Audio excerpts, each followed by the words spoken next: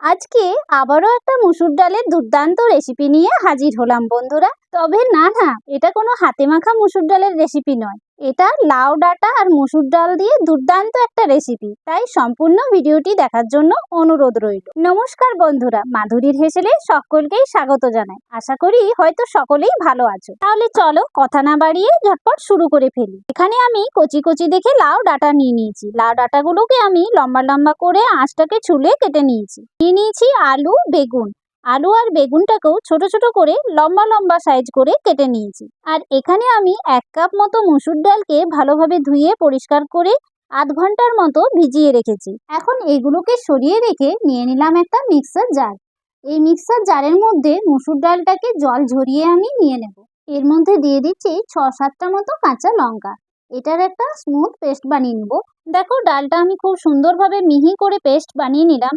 এখন এই ডালটাকে একটা পাত্রের মধ্যে আমি ঢেলে নিচ্ছি। ভিডিওটা কিন্তু কোথাও স্কিপ করো না বন্ধুরা, নাহলে কিন্তু অনেক কিছু মিস করে যাবে। এর মধ্যে দিয়ে দিলাম 1 চা চামচ গোটা জিরে, আন্দাজ মতো নুন আর সামান্য পরিমাণে হিং। এখন এগুলোকে ভালোভাবে মিক্স করে নিয়ে ডালটাকে খুব ভালো করে আমি ফেটিয়ে নেব। দেখো, খুব সুন্দরভাবে ডালটা আমার ফেটানো হয়ে গেছে, কতটা ফ্লাফি হয়ে গেছে। একটু সময় নিয়ে ডালটাকে কিন্তু খুব ভালোভাবে ফেটিয়ে নিতে হবে। এখন কড়াইয়ে সরষের তেল গরম করে নিয়ে এই পেস্টটার থেকে অল্প অল্প করে আমি উঠিয়ে তেলের মধ্যে দিয়ে দিচ্ছি বড়ার আকারে।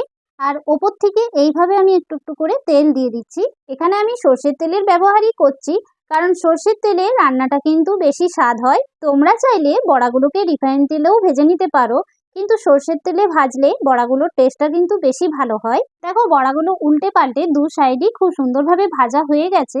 এর থেকে মুচমুচে করে কিন্তু আমি বড়াগুলোকে ভাজবো না। খুব ভালোভাবে তেলটাকে ঝরিয়ে বড়াগুলোকে একটা পাত্রে উঠিয়ে রাখছি। এইভাবে সমস্ত বড়াগুলো আমি বানিয়ে নেব। ওই তেলের মধ্যে এবার আমি বেগুনগুলোকে দিয়ে দিলাম। বেগুনগুলোকে আমি লালচে করে ভেজে নেব। বেগুনগুলো ভাজা হয়ে গেছে। এখন বেগুনগুলোকে আমি একটা পাত্রের মধ্যে তেলটাকে ঝরিয়ে উঠিয়ে রাখছি। ওই তেলের মধ্যেই দিয়ে দিচ্ছি 1 চা চামচ কালো জিরে ফোড়ন। ফোড়নটা ফুটে উঠলে দিয়ে দিচ্ছি কেটে রাখা আলু, লাউ ডাঁটা আর এখানে আমি একটা ঝিঙেকে লম্বা লম্বা করে সরু সরু করে কেটে নিয়েছি, সেগুলোকেও দিয়ে দিলাম। এখন এগুলোকে লালচে করে আমি ভেজে নিচ্ছি। দেখো, সবজিগুলো আমার লালচে করে ভাজা হয়ে গেছে।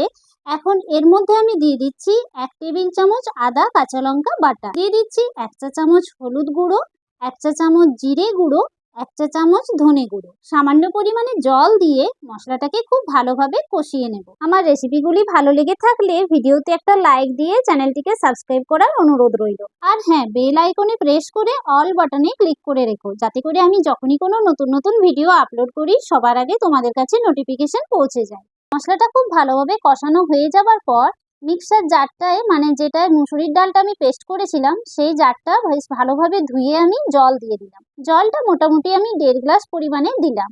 এখন এর মধ্যে আমি দিয়ে দিচ্ছি স্বাদ অনুযায়ী নুন আর খুবই সামান্য পরিমাণে চিনি।